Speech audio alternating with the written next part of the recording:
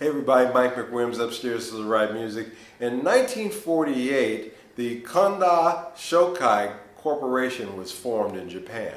By 1960, they created a brand called Greco. Now by the mid-60s, the Greco brand had started making copies of famous American guitars like the Telecaster. By the 70s, they had moved into making copies of the most famous guitar brand of all time, Les Pauls. Now these early Greco Les Paul copies were bolt-on neck, so they weren't exactly correct to how you would find, a vintage Les Paul or any Les Paul for that matter up to that point until 1977 came along and Greco decided, hey, you know what? Let's try to make the most historically accurate guitars as far as Les Pauls are concerned that we can, and they started creating set neck guitars. Now there was a period in the mid-70s that Bernie, Greco, and Tokai, three Japanese firms that were producing Les Paul copies, were doing such an excellent job in making Les Pauls that Gibson decided to sue them.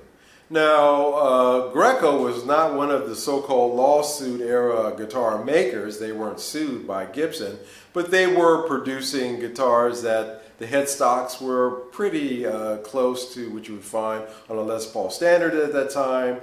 The body design was pretty much real similar too.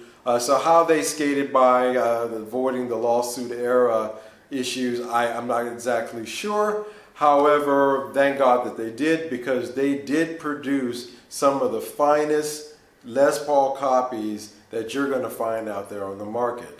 From around 1977 to around 1981, when you had the EG450, which by the way, the number denotes the value of the guitar. So an EG450, for example, would be Yonman Gosen yen, or about $450 in today's money.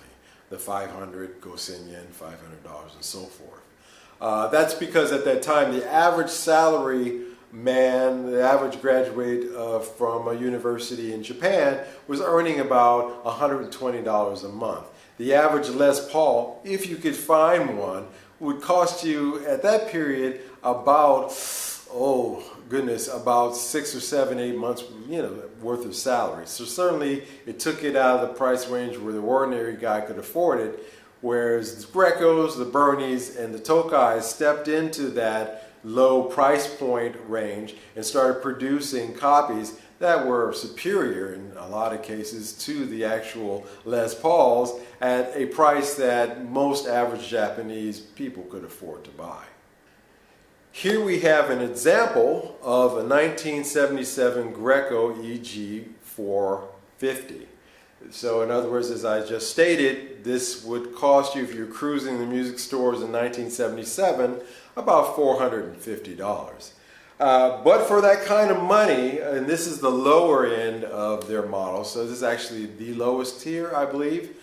These got all the way up into the EG1200, so in other words, about $1,200 for that top of the range. This one being in the $450 range, so you can see it was quite a range in terms of quality, but even still at the lower range, these were kicking the butt of most Les Pauls that were being produced at that time.